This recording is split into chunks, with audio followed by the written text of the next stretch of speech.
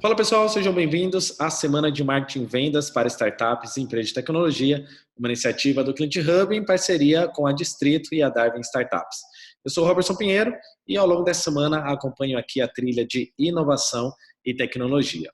Antes da gente entrar no nosso bate-papo, vale lembrar que está rolando o sorteio de um ingresso para o Digitalx Expo 2020 e duas mentorias exclusivas nas áreas de vendas e CS, uma pela Sales Hackers e outra pela Consultoria de Sucesso. Para participar é simples, é só fazer um stories no seu perfil do Instagram com a hashtag SMV2020 e marcar ali também os perfis do Client Hub, Digitalx, Sales Hackers e Hobbies.cs. Tá certo? O sorteio vai rolar na sexta-feira às 19 horas pelo Instagram do Client Hub. E agora a gente vai bater um papo muito legal sobre o cenário, a carreiras em tecnologia. Quem bate esse papo com a gente é o Adalberto Generoso, ele que é programador por formação, um dos idealizadores do Guia Bolso, faz um tempinho ali. Teve uma agência digital por 7 anos, foi CMO e é sócio da Cheftime, até o exit ali para o GPA. E atualmente é fundador, né, e CEO da Yapoli. Bom, Adalberto, seja bem-vindo aí ao nosso papo. Muito obrigado. Espero que seja uma boa conversa. Vai ser, cara, vai ser bem legal. Cara, a gente vai falar de um tema bacana, lembrando que esse evento é bem focado para startups e empresas de tecnologia e, obviamente, que boa parte desse público são colegas seus de profissão como programadores, né? E aí a gente vai falar muito sobre essa carreira, sobre como que se evoluiu. O tema principal, para quem está acompanhando, é carreiras em tecnologia, breve retrospecto e análise do momento atual. Bom, quando a gente está gravando essa live, a gente está no meio aqui de um contexto totalmente novo, que pelo menos para essa geração, que é a dimensão dessa pandemia,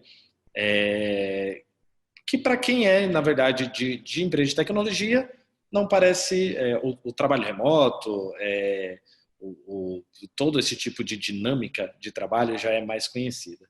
Para outras empresas, isso talvez é um pouco novo. O cenário para programadores já estava um pouco diferente, digamos, né, dos últimos anos para cá. Você acredita que pós-pandemia isso muda mais ainda ou não? A gente só vai seguir o fluxo que já vinha dos últimos anos? Eu acho que evidencia mais coisas. Eu acho que deixa mais as oportunidades, as necessidades se tornam mais evidentes, mais rápidos. A gente já vinha numa curva onde era necessário se fazer trabalhos remotos. Cada vez mais a gente tem as pessoas interconectadas, trocando informações, gerando trabalhos de forma remota. Só que ainda era uma coisa que era feita de forma comedida. Não era uma coisa implícita, não era uma coisa que fazia parte da realidade do dia a dia das empresas. Isso veio com força, fomos obrigados a trabalhar com essa realidade. Quem não estava preparado para isso teve que se adaptar muito rápido. E, no fundo, acredito eu que não foi uma grande dor. Mas se a gente for falar sobre o quanto isso está impactando na área e nas carreiras de tecnologia, nas oportunidades envolvendo tecnologia, na verdade, eu acho que só tornam mais evidentes e estão antecipando coisas que talvez demorariam mais alguns meses ou alguns anos para ser realizados. Mas, na verdade, eu acho que esse trabalho já vem sendo feito e o caminho já está traçado já há muito tempo. Dessa exposição e do crescimento das oportunidades na área de tecnologia. Claro. Bom, começando o nosso papo do final, né? Vamos já responder a pergunta principal. O mercado hoje para carreira de tecnologia está favorável ou não? Tá extremamente favorável. Extremamente favorável.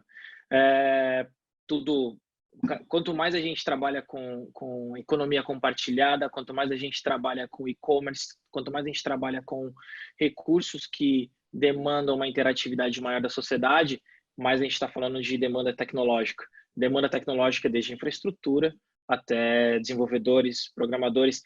E eu até estenderia bem isso, porque quando a gente fala tecnologia, por vezes tem uma visão muito míope sobre quem são as pessoas, os agentes dessa área de tecnologia. Nós estamos falando só de programadores, estamos falando de biotecnólogos, estamos falando de analistas, estamos falando de pessoas que entendem de dados e não necessariamente de tecnologia, uma linguagem de programação, mas entendem de informação, estrutura de dados, e elas colaboram fortemente e efetivamente para esse novo universo. E são essas pessoas que vão ganhar mais exposição, vão ganhar mais oportunidades daqui para frente, com certeza. Inclusive engenheiros.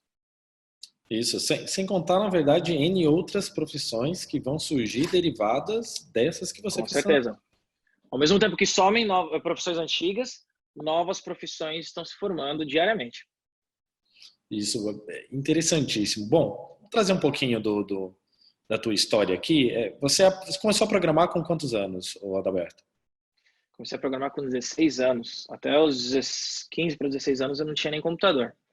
Meu pai, em algum momento, conseguiu comprar um 486, acho que é esse. Caramba, gente. 486, a gente ainda apertava um botãozinho, que dava um turbo nele.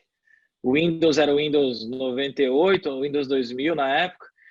E nessa época, meu vizinho já era programador, um vizinho que é um amigo meu até hoje. Hoje ele tem uma empresa de games na Inglaterra.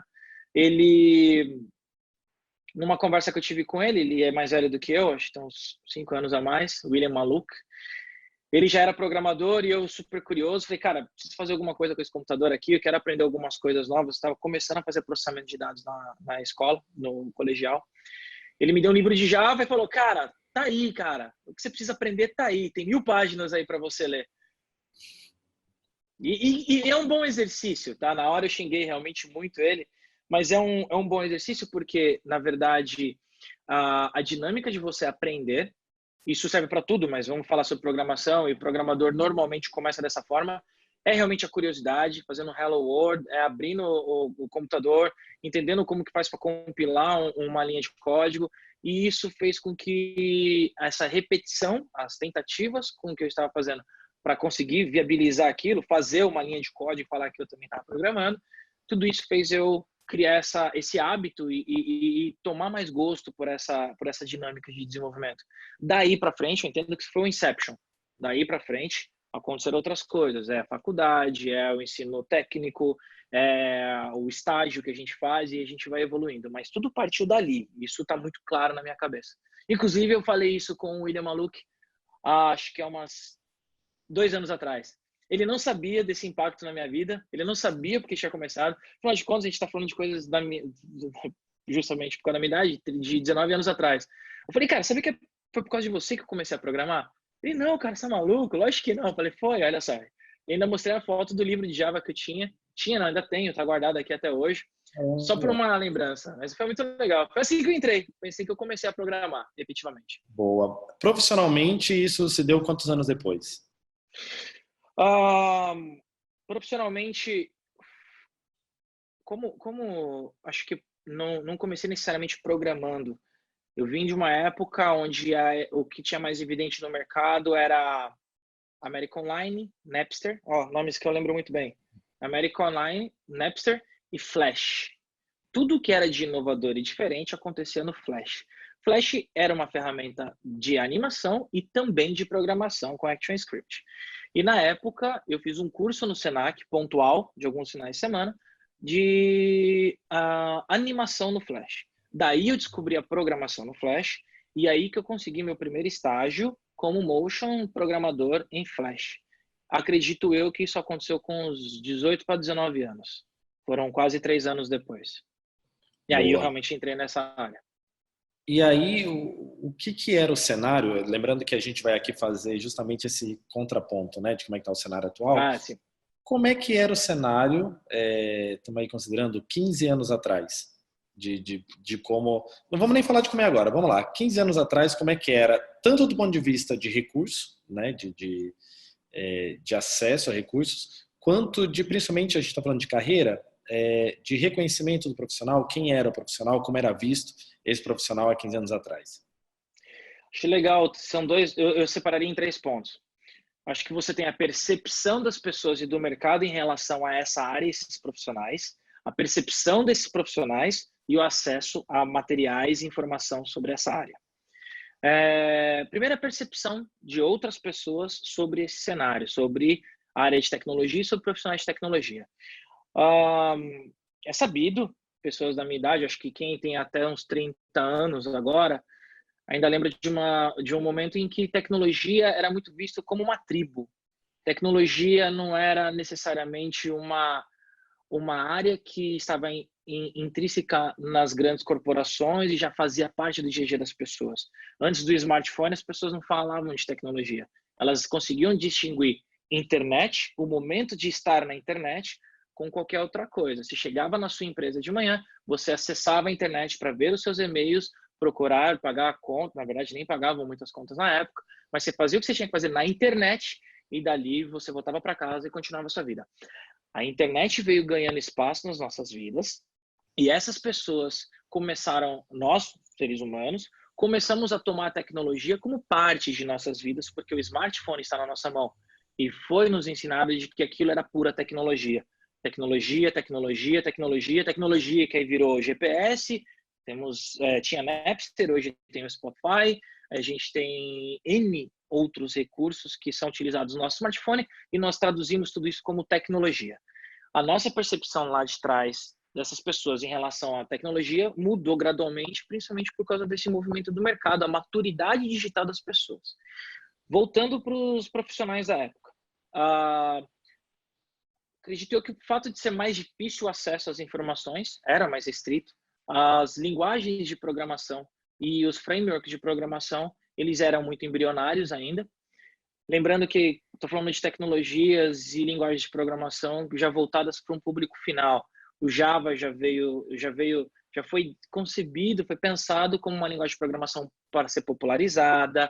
O PHP na época, tínhamos muito Visual Basic antes do .NET. Eram linguagens que eram pensadas para tentar popularizar essas tecnologias, esses conceitos para um número maior de pessoas. Eu vivenciei exatamente esse momento. Eu não era um profissional de framework, de data warehouse, eu não era um profissional de grandes corporações que tinham 2, 3 caras responsáveis por toda a informação tecnológica da empresa. Eu já vinha no movimento de ser uma dos profissionais que iam ajudar a trazer soluções para as empresas através de tecnologia. Mas ainda era uma tribo, ainda era uma coisa bem restrita. E até existia um estigma de que era nerd, o cara que ele de tecnologia, ele é um cara introspectivo, introvertido, etc. E de certa forma até existia algo comum assim no mercado, acho que era comum ver pessoas desse tipo dentro dessa área. Mas era tido como uma tribo, sim, e isso acho que moldou parte da personalidade das pessoas dessa época. E o fato de não ter muito acesso à informação, lembro muito bem disso, fazia com que minerássemos muito mais a internet. Eu vim antes do Google, eu usava um buscador chamado Jarbas. Acho que nem deve ter referência disso na internet mais hoje. Mas só para você ter uma ideia, a dimensão aqui é mostrar que a gente buscava realmente informação, eu precisava dela, eu era sedento por entender como funcionava uma linguagem de programação e como eu poderia viabilizar uma solução. Então, eu tinha que correr atrás disso. Hoje a gente tem muitas comunidades, muitas soluções pensadas para desenvolvedores, então o caminho é muito mais fácil. Tanto que a dinâmica de formação de um desenvolvedor mudou demais. Naquela época, você tinha que entender de processador, de memória, quanto você está alocando de memória para desenvolver uma solução. O próprio Flash, naquela época, por isso que ele foi extinguido, ele era um recurso que consumia muita memória do computador, travava o computador de todo mundo quando você rodava alguma coisa em flash no seu computador. E acho que aos poucos fomos ganhando essa maturidade. Então, foi uma época de transição, foi uma época importante, porque eu acho que a popularização das linguagens de programação se deu bem na fase que eu fiz a minha imersão com tecnologia, só que ainda é uma época pré-imersão e maturidade digital das pessoas para pararem de pensar que tecnologia era algo de uma pessoa nerd e que introspectiva e começar que a tecnologia fazia e faz parte do nosso dia a dia. O smartphone veio e acelerou isso para a gente. Boa. Como é que era ali não sei qual foi a primeira empresa que você trabalhou já como programador, mas como é que essas empresas reconheciam esse tipo de profissional? Assim, existia uma ideia de plano de carreira? Como é que era observado esse tipo de profissional ali no dia a dia? Acho que a gente pode separar em dois grandes blocos. Grandes corporações sempre olharam para isso com muito carinho. Tá certo que também amadureceram esse ponto de vista. Data Warehouse, Mainframe e outras soluções que são parrudas, grandes para grandes corporações com muita informação, já existem há muito tempo. E esses profissionais sempre foram muito bem reconhecidos. São profissionais que eram engenheiros de software, são administradores de banco de dados, pessoas que entendiam muito bem daquele ofício, mas era extremamente verticalizado. Essas grandes corporações sempre reconheceram muito bem. Bancos, empresas de bens de consumo. A gente ainda não tinha uma necessidade tão clara sobre você ter o CRM, informações, o máximo de informações possíveis dos seus usuários, mas já existia a responsabilidade e a necessidade de pôr informações de grande porte. Essas grandes corporações, acredito eu que desde que eu me entendo por profissional, elas sempre valorizaram esses profissionais. Era uma camada muito mais achatada de profissionais. Não estou falando que era uma área de tecnologia, de inovação, que tinham 100 pessoas trabalhando. Não, estou falando de algo com certeza muito menor, mas eles eram valorizados. Mas em pequenas empresas, acho que isso demorou bastante. Primeiro, para se entender qual é a dinâmica de trabalho. Os ERPs hoje eles estão muito mais popularizados e acessíveis do que naquela época. Então, as empresas ainda se viravam muito com arquivários. Eu ainda lembro disso, é uma parada surreal para mim. Mas imaginar que se queria uma informação de qualquer funcionário, menina da RH ia lá, puxava o arquivário, abria uma gaveta gigante, pegava uma pastinha, procurava e encontrava o que estava precisando. Bibliotecas eram assim também. Então, acredito que as coisas andaram um pouco em velocidades diferentes. A gente teve o boom da internet, teve uma bolha entre a década de 90 e 2000, que inclusive empresas como American Online caíram, Napster caiu por outros motivos, enfim, mas vem dessa mesma época.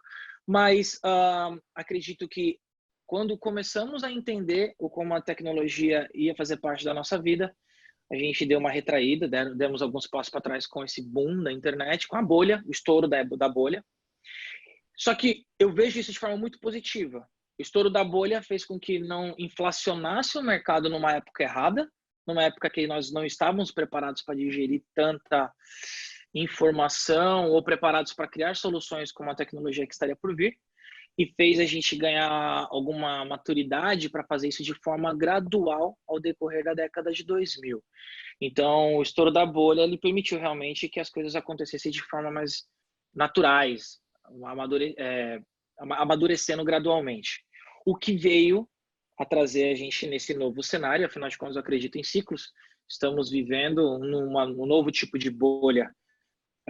Apesar da gente estar falando sobre a pandemia o tempo todo, querendo ou não, nós estamos vivendo sim uma bolha de demanda de profissionais de tecnologia, e eu acho que a mesma bolha pré-bolha que aconteceu no ano 2000, a gente vem passar por isso de novo com outro formato, mas a dinâmica não é muito diferente. Boa. Você traz alguns aspectos interessantes, principalmente para ver quem vai, justamente por conta dessa grande demanda no mercado, tem muita gente entrando agora. Então, a gente vê desenvolvedores de 2, 3 anos, por exemplo, que começaram a trabalhar com mais intensamente com programação, já dentro de grandes circuitos de empresas e com salários altos. Demanda e salários altos também. Nesse sentido, existe algum pré-requisito ou algum tipo de pessoa que pode ser programador ou não? Não acho que exista um pré-requisito para ser programador. Acho que a pessoa tem que sentir. Acho que nesse ponto é muito mais a pessoa entender o quanto ela é capaz de estudar o suficiente e ter uma certa dinâmica autodidata, porque querendo ou não, você não só se capacita em instituições de ensino, isso envolve muito estudo particular, você mesmo fazendo isso no dia a dia. Mas você tocou num ponto muito importante, porque se olhar a dinâmica da minha formação como profissional, como programador, e sobre pessoas que estão entrando no mercado e já têm altos salários com 2, 3 anos de experiência, tem uma discrepância enorme sobre o conceito de programação aqui. Eu programo desde os 16 anos. Você fala, Adalberto, você é um bom programador, então? Não, eu não me acho um bom programador. Estou longe de ser um bom programador. Eu programei o mínimo suficiente para cada necessidade, cada momento que eu passei. Isso não faz de mim um bom programador, faz alguém que resolve alguns problemas de forma efetiva, sou eficaz para resolver problemas. Ser um bom programador exige que você tenha conhecimentos mais avançados dentro de a linguagem, dentro da engenharia de computação, para você entender de arquitetura de sistemas e você realmente se tornar um profissional habilitado para resolver problemas dos pequenos aos grandes, de forma rápida, de forma eficiente, de forma segura, de forma estruturada. Por que eu estou falando tudo isso? Comentei alguns minutos atrás sobre a questão de que agora temos muitas informações e comunidades ajudando a se formar novos programadores. Não só comunidades, acesso à informação, como frameworks que facilitam o desenvolvimento de muita coisa.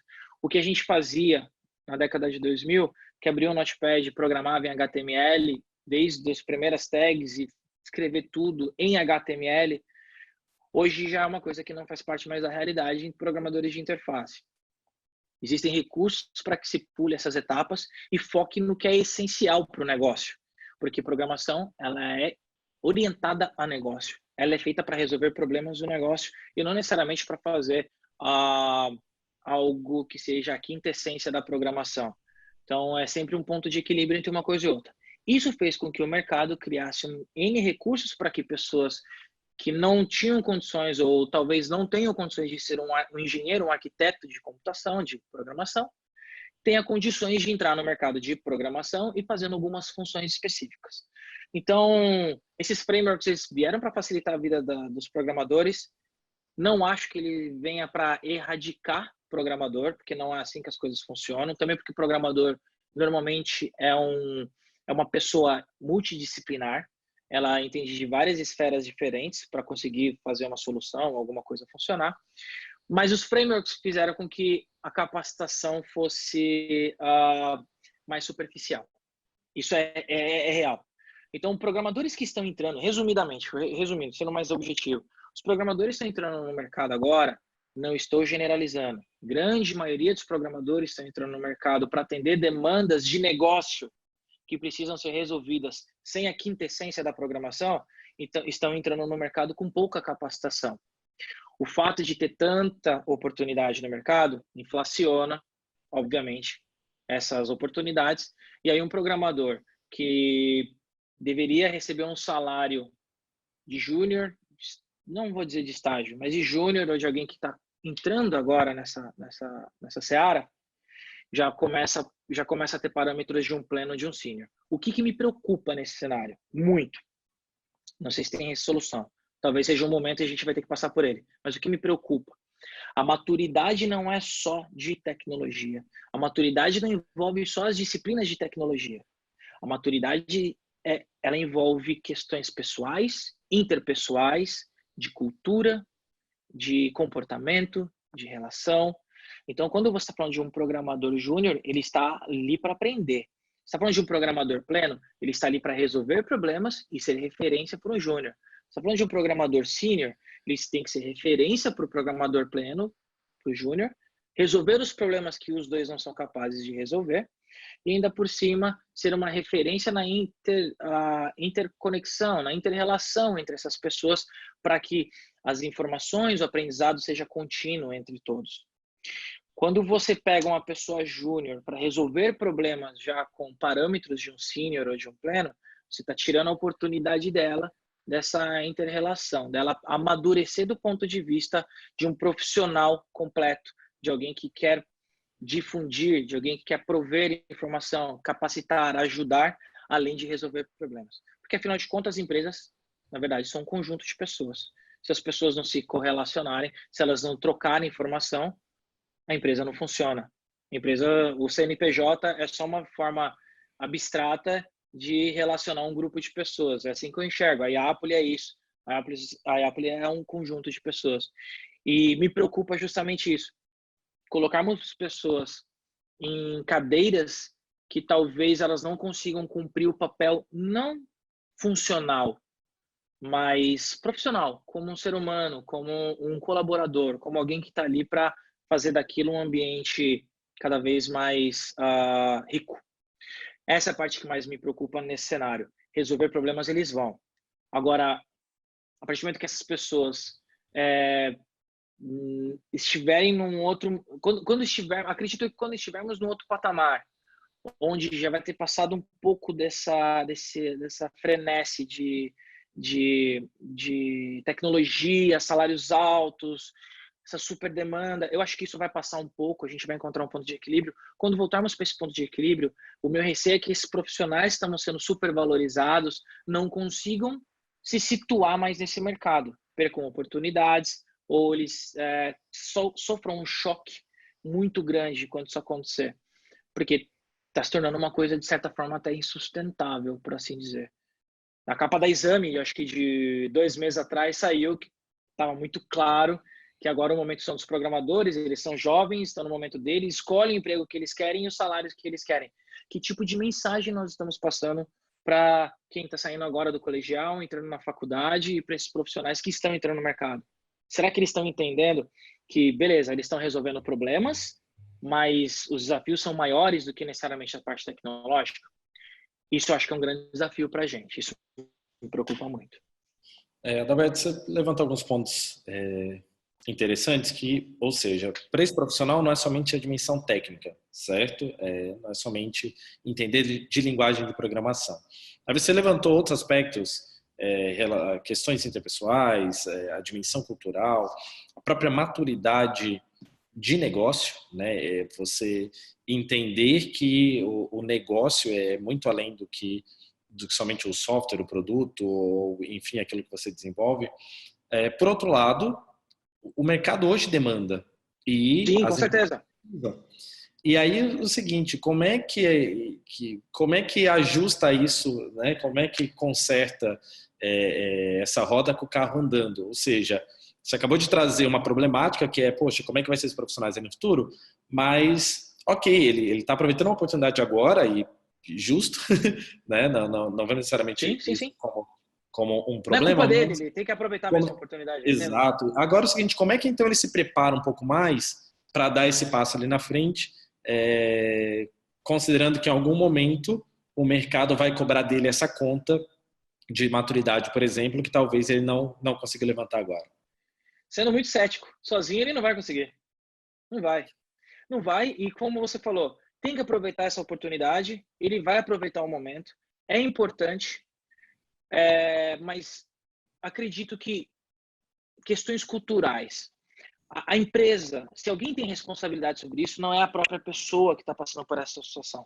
Somos nós, como CEOs das nossas empresas e nós que criamos as oportunidades, temos que olhar para esse cenário, olhar para essa ótica com muita responsabilidade. Porque, querendo ou não, somos nós que estamos formando eles para o futuro e eles são o futuro daquilo que a gente está construindo agora. Se tem algum caminho, o caminho é a consciência de quem está na liderança dessas empresas, para entender que as empresas são feitas de pessoas e de criar mecanismos para a gente não perder essa conexão, criar mecanismos para que os valores sejam passados de uma forma ou outra, para que a gente sempre tenha o entendimento de que a gente está na mesma página. O que eu quero dizer com isso? Esse cenário de pandemia, a gente trabalhar remotamente, eu acho que até dificulta um pouco esse lado dessa relação e a empresa, as pessoas conseguirem passar valores umas para as outras. A gente faz um call pontual, resolve o que tem que resolver, pontua algumas coisas e cada um volta para o seu quadrado para resolver esses problemas. Quando você está num ambiente um pouco mais colaborativo, você naturalmente vê pessoas tomando atitudes e ações que não condizem com o seu ofício, com a sua disciplina, mas você vê aquelas pessoas fazendo aquilo e aquilo acaba se tornando referência para você, seja positivo ou seja negativamente. Como que nós como líderes conseguimos passar isso para essas pessoas que não têm essas referências? Seja isso em loco, seja isso de forma remota, que é um desafio maior ainda. E eu também estou aprendendo a fazer isso e pensando como que a gente vai construir essa dinâmica. Mas não são eles. Eles estão aqui para resolver uma demanda que existe, o mercado pede, você está certo. acho que a forma como fomentamos novos negócios, o ecossistema de startups, ele é natural de puxar para cima os negócios, naturalmente puxar pessoas para cima e naturalmente criar novas oportunidades de forma muito rápida e abrupta. Então, se a gente não tiver uma estrutura mínima cultural e de responsabilidade com os nossos colaboradores, vai passar despercebido e a gente só vai sentir lá na frente. Responsabilidade dos líderes, cada um fazendo de um jeito. Eu não acredito que exista uma metodologia correta, mas eu acho que existem meios de se preocupar com as pessoas, orientá-las, dar direcionamentos para que ela faça o papel funcional dela, mas ao mesmo tempo você consiga touch points da Inceptions, ali, conversando com ela aos poucos, passando os seus valores, nem que seja na forma como você passa um Scrum, como você passa uma sprint, uma tarefa. O que está indo junto? A forma como a empresa se porta no LinkedIn, falando com o mercado. Nós somos mais um querendo se apropriar e capitalizar a tragédia que estamos vivendo agora, ou queremos ser parte de uma sociedade que trabalha de forma colaborativa?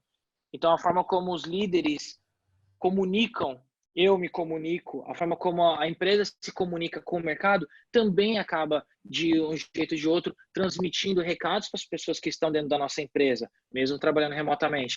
Então, é essa responsabilidade que nós temos que ter com as pessoas e o recado que nós estamos passando para ela. Não vejo outro caminho. Me diz uma coisa, você tocou muitas vezes no ponto cultura, né? No aspecto cultura. Sim. O que a gente entende quando você fala cultura nesse cenário da carreira do profissional de tecnologia? O que seria essa cultura e o quanto que isso efetivamente impacta no desenvolvimento deles ou não? Porque, só para esclarecer até mais, a cultura não seria muito mais do ponto de vista do engajamento da empresa em si, né? O quanto que isso vai interferir na evolução efetivamente desse profissional, da carreira dele? Acho que é um pouco mais profundo.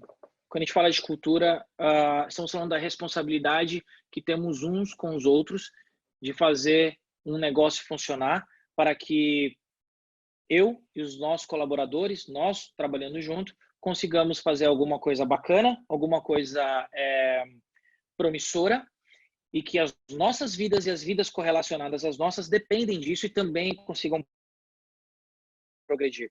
Quando a gente está falando de cultura, a gente está falando dos valores.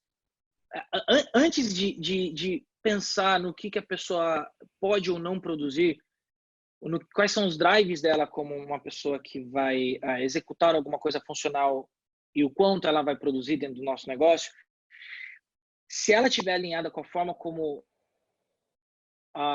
pensamos a empresa e o porquê existe do ponto de vista humano. Estou falando do porquê que a Apple existe como ferramenta. A Apple existe como ferramenta para atender uma demanda de mercado B2B, ok. Mas a Apple não foi concebida por isso. A Apple nasceu de uma pessoa que queria trazer todas as experiências e bagagens de mercado para um novo cenário, para um novo ambiente, para um novo ecossistema e conseguir transmitir todos esses valores que eu aprendi até agora, no caso, e agora a gente, porque tem outros sócios também e outras pessoas direcionando a empresa, mas como que a gente transmite esses valores e constrói uma empresa baseada em valores.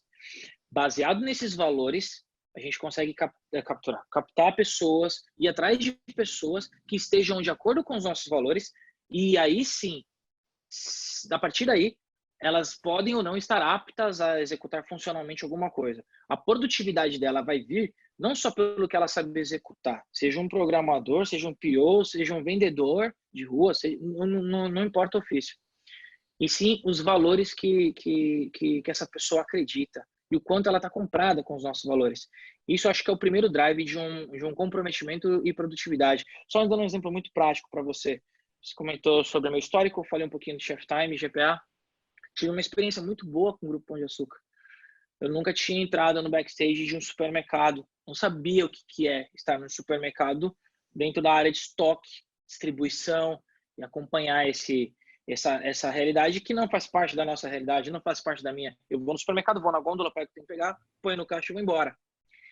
As pessoas acreditam nos valores da empresa, as pessoas acreditam naquilo que elas estão executando no dia a dia delas. Elas têm orgulho, elas gostam, porque os valores da empresa estão diretamente relacionados aos valores que ela leva para casa dela, para os filhos dela. É disso que a gente está falando. Não é salário. Salário é uma coisa importante, a saudabilidade financeira é extremamente importante, afinal de contas, sem dinheiro ninguém vive, mas ela não é o único pilar que leva a pessoa a querer estar no negócio. Aí a carreira dela evolui num outro pilar, falando de valores. Depois falamos da questão financeira. Ela tem que estar confortável financeiramente para executar aquilo. E aí a carreira dela, ela se enxerga evoluindo dentro daquilo. E quando eu falo carreira, realmente eu estou falando da pessoa se desenvolvendo como profissional. Ela poder entrar júnior e talvez se algum dia ela resolver sair da empresa, ela talvez alçar outros áreas, outros momentos, outros níveis. Talvez ela queira ser um gestor, talvez ela queira abrir a própria empresa dela. Eu acho que assim, a Yapoli, a própria Chef Time, são empresas que foram construídas com experiências que a gente teve e valores que a gente pegou de outros ambientes. Então, isso é um ciclo contínuo. Então, quando a gente está falando disso, eu não estou só preocupado com a pessoa executando ou sendo produtiva. Eu quero que ela entenda os nossos valores e que ela, daqui a alguns 5 meses ou 5 anos, ela possa criar o próprio negócio dela e ela também transmitir esses valores. A gente tem muito um vício, isso é uma opinião pessoal, sou de poucos achismos, eu gosto de falar coisas muito mais factíveis do que de achismo. Eu não sou uma pessoa que fica discutindo política, mas porque é uma questão de hoje, se discutir política só vai gastar energia, porque nem o que chega no nosso ouvido pelos meios corretos é uma verdade absoluta. Mas acredito muito que desenvolver os valores de que as pessoas têm que ajudar quem está ao seu redor, prover oportunidades, prover conhecimento, vale muito mais do que a gente ficar discutindo se o presidente ele deveria estar lá ou não. A gente tem acho que as startups elas vêm já de um cenário de coparticipação e colaboração. Startup só existe porque existe esse ecossistema. A própria Distrito, que é o nosso host, ela é isso. Ela é um ambiente de colaboração e de coparticipação. Não é à toa que cofundador tem o nome de cofundador porque ele coparticipa de uma visão que o fundador teve. Então, essa correlação, essa troca de responsabilidades e de visão, são elas que levam a gente para outro patamar quando a gente está falando de uma sociedade mais madura. Então, é resolver o problema que eu tenho aqui hoje, agora.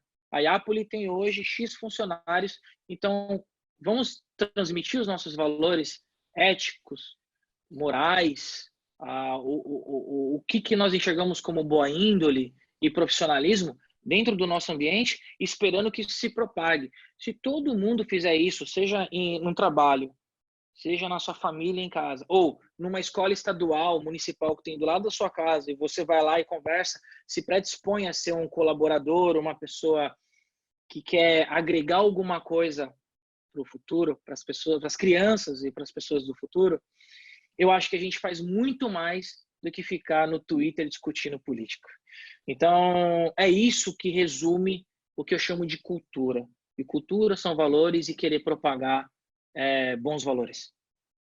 Isso, até mesmo porque você falou muito do desenvolvimento profissional, mas há também um desenvolvimento humano, né? Há um amadurecimento no aspecto pessoal de, sem dúvida, cada um desses profissionais. A gente está quase chegando no finalzinho.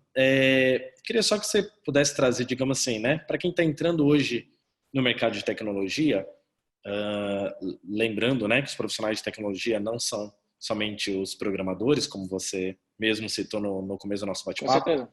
E o que a gente poderia falar para essa galera que está chegando agora? Tipo, do ponto de vista de carreira, você quer trilhar uma carreira na área de tecnologia. O que você diria para essa pessoa hoje?